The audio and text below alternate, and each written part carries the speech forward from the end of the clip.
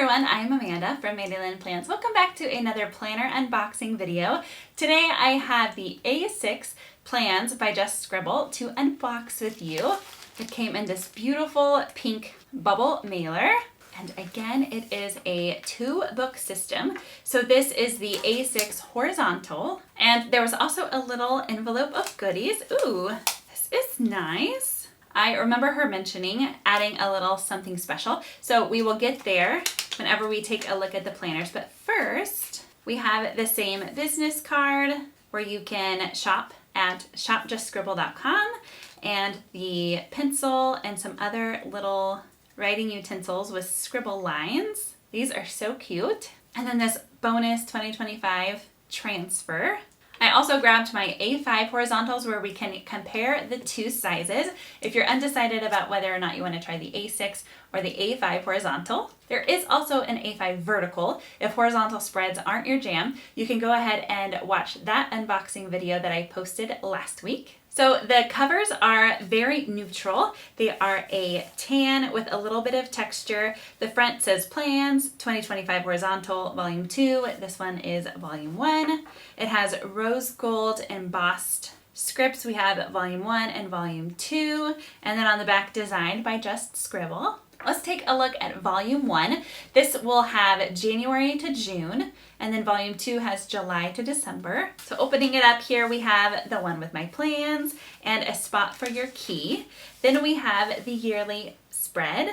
We have the full 2025 year at a glance. Since the first 6 months of the year are in this book, she includes July, August, September, and October for you to be able to future plan out a little bit. And then in the second volume, July to December, you're given the first 4 months of 2026. So then flipping, we have a yearly index where you have 1 quarter per sheet. And then we flip and we have some yearly planning. So far the layouts have been very similar. And I forgot I was going to be comparing it to the A5 if you wanted to see how these spreads differ. There's not a lot of difference. Here at the A5, there's not a gap. On the A6, there is a slight gap between the columns of the month. And then you flip to your yearly planning, and these spreads are the same in both sizes. We have an annual and a goals. And then we have quarter 1, where you also have some squares and grid pages, some more tracking boxes, quarter 1 and goals. Then you have your monthly tracker pages.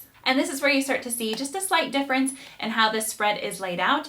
The A5 at the bottom here, you have 1 month on a page. Here, it's sort of the same where for 2 pages you have 2 months, but instead of it being January and February, you have it this way. So it might be a little easier for you to read. You have January and then February. And then you also get March, and then there is some more extra grid space at the bottom. And then we flip to our quarterly tracking where you have each month of the quarter. You can see it laid out. We have a Monday start, and then we have some grids with some blank headers so that you can put whatever script you want as your header for whatever it is that you would like to keep track of. And then we get to the monthly section. So this first half of the book is going to be entirely made up of the first quarter, and all of the spreads are kind of shuffled in. So here we have kind of like a month overview page before we get to the monthly spread.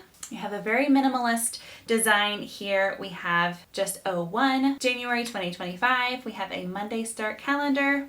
There's something that I actually just noticed. I didn't mention in my A5 video. The line between Friday and Saturday designating the weekends is a little bit darker. So that's a very nice approach as opposed to shading the Saturday and Sunday as a different color that a lot of other planner companies use. So if you're using this as a work planner, or if you want to try and keep your weeks separated by the weekend and the rest of the week, this is a darker line, both in the A6 here and also in the A5. We also have week 1, week 2, week 3, week 4, etc. And then we get a blank spread with grid lines so that you can use for whatever it is you need for that for the month. And then we have the horizontal weekly spread for week 1. So comparing the A6 and the A5, the spreads look identical. Everything is just shrunken a little bit in the A6. You have the horizontal from top to bottom in both of these planners where you have a spot, again, Monday start for each day of the week. And the A6, Sunday is just a little bit shorter than the rest of the days, and that is just fine with me. In the A5, quickly here without counting, it does look like all of the days of the week have an even spacing. Then here on the right, we have the focus and priorities, which is the same in both planners. And then the spot for the weekly tracking at the bottom, just like in the A5. Then this grid space in the middle, there's a spot where you can have a checklist running down the side if you would like. This half of the page is just a straight grid, where this one is lined with the checklists down the side. It is the same structure in the A5. I think I failed to notice that in my first video. The line shading is very light, which is nice. It's not too aggressive if you're not going to be using it for the way it was designed. You can completely ignore it, or you can use it as intended. Then we flip, and in the horizontal for both the A5 and the A6, in your daily, you do have a printed timeline. Here in the A6, it goes from 7 a.m. to 9 p.m. In the A5, it goes from 7 to 10 p.m., whereas if you need the later hours in the A6, you'll have to kind of shift around how you use this because there's not the extra space at the bottom. Then we get all 7 days of daily pages before we hit week 2. And this is going to be laid out the same way throughout. Quarter 1, and then as I was flipping to find quarter 2, here you can notice the shading for where the months are. And this is the reason that we have this great little 2025 sticker. It doesn't bother me so much that the spacing is off. I don't generally use these. Normally I like to place planner tabs on my planners anyway. I think it's very sweet of Siobhan to include this to say that she's sorry. Again, it's not going to bother me at all. So then we flip, and it's all going to repeat just with quarter 2 information. So we have the same layouts, your monthly overview, your monthly spread, your grid pages before you get into your weeklies. The weeks are numbered.